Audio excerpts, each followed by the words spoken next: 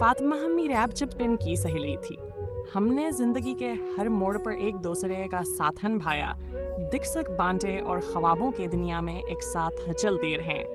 फातिमा एक खुश मिजाज, बाखलाका और बर्दाश्त से भरपूर लड़की थी। अकलौती होने के बाद वालदीन का बेपनाह प्यार उसके हिस्से में आया। खुशहाल घराने से ताल्लुक था। यूं सारी जायदाद की वहाँ कैली वारस थी। खानदान में हर कोई इस पर जान छड़ता और उसकी ज़बान से निकला है लफ्ज़ फैसले का दर्जहर खता। लेकिन उन सब नेमतों के बावजूद फातिमा में तकब्बर नाम की चीज़ नहीं थी। वह नहायत आजिज़ी से महले की हर लड़की से खलूस से पेश आती। उसके सादगिया और मिलनसारी ऐसी थी कि हमारे और गरबत के दरमियान कभी भी दीवार खड़ी ना होने दी। उसकी वालदा, जिन्हें हम खाला जी कहते, हमेशा स्केटर बीत में मोहब्बत और दर्दमंदी को शामिल रखते हैं। शायद यही वजह थी कि फातिमा हर दजीज बन गई थी, जैसे चमकते सितारों के दरमियान चांद। फातिमा की जिंदगी बज़ाहिर एक हसीन ख्वाब थी। लाद से भरा बचपन, आला तालीम, हर ख्वाहिश की तकमील और फिर एक कामयाब शादी। रियाज उसका हम ज़लफ़ और तायाजाद था, जो दुबई में इंजीनियर था। दोनों की जोड़ी मिसाली थी। मैं शादी के बाद जदा चली गई और वो दुबई, मगर राबता हमेशा कायम रहा। वो मुझे फ़ोन या ख़त के ज़रिए अपनी खैरियत से आगाह रखती। ज़िंदगी खूबसूरत थी, मगर एक कमी रह गई। एक बात सही, औलाद। 5 बरस गुजर गए, हर मुमकिन इलाज करवाया गया, बड़े बड़े स्पेशलिस्ट से रजू किया, मगर फातिमा की गोद न हरी हुई। इसके बावजूद वो हमेशा शुक्रगुजार रहती। कहती, रोबीना, रियाज जैसे शौहर को पाकर मैं खुश नसीब हूँ। वो नहायत मोहब्बत करने वाले हैं, कभी औलाद का ताना नहीं दिया। रियाज वाकई बहुत सलजा हुआ इंसान था, मगर कुदरत के कुछ फैसले इंसान को अंदर से तोड़ देते हैं।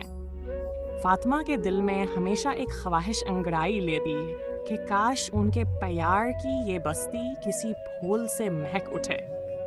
रियाज की माँ और बहनें भी उसे बेहद चाहती थी। किसी ने कभी फातिमा को औलाद ना होने पर तौना ना दिया। सब बस दुआ करते, अल्लाई फातिमा की गोद हरी कर दे।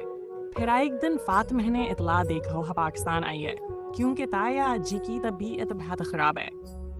मैं भयाना दिनों वतन आई हुई थी।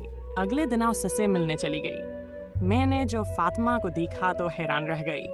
वो फातिमा जो कभी खुशियों का अस्तारा थी, आज आंखों में नमी, चेहरे पर बगमर्दगली बैठी थी।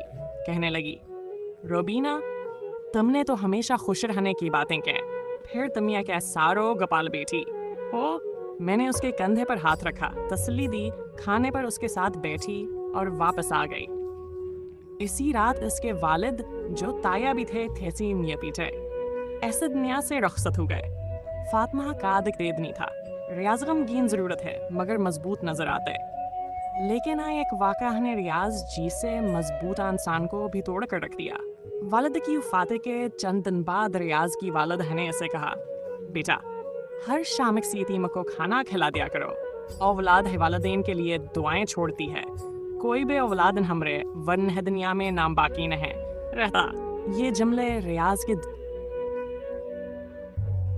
तेर की तरह दिल में उतर गए। 2 माह बाद रियाज दुबई रवाना हो गया। रुखसत होते हुए उसने सिर्फ इतना कहा, फातिमा, कुछ दिन तुम अपनी माँ के पास रहो, उन्हें तुम्हारी ज़रूरत है। फातिमा ने कुछ ना पूछा, बस खामोशी से सर झुका दिया, जैसे उसने शौहर की रज़ा को अपनी तकदीर मान लिया हो। शुरू में ख़त आते रहे, मोहब्बत भरे जुमले, यादों के तज़किरे, दुआएं, फिर वक्फे बढ़ने लगे। ख़तों की वो महक जैसे धुंध में खो गई हो। और एक दिन ऐसा ख़त आया जिसने फातिमा के पांव तले ज़मीन खींच ली। फातिमा, तुम मेरी ज़िंदगी की सबसे कीमती दौलत हो, लेकिन औलाद की महरूमी अब दिल को चीरने लगी है। मैं तुम्हारे होते हुए दूसरी शादी का सोच भी नहीं सकता, मगर क्या तुम समझती हो कि इस खलश के साथ उम्र भर जिया जा सकता है। फातिमा ने खत पढ़ा और जैसे आंखों से दरिया बह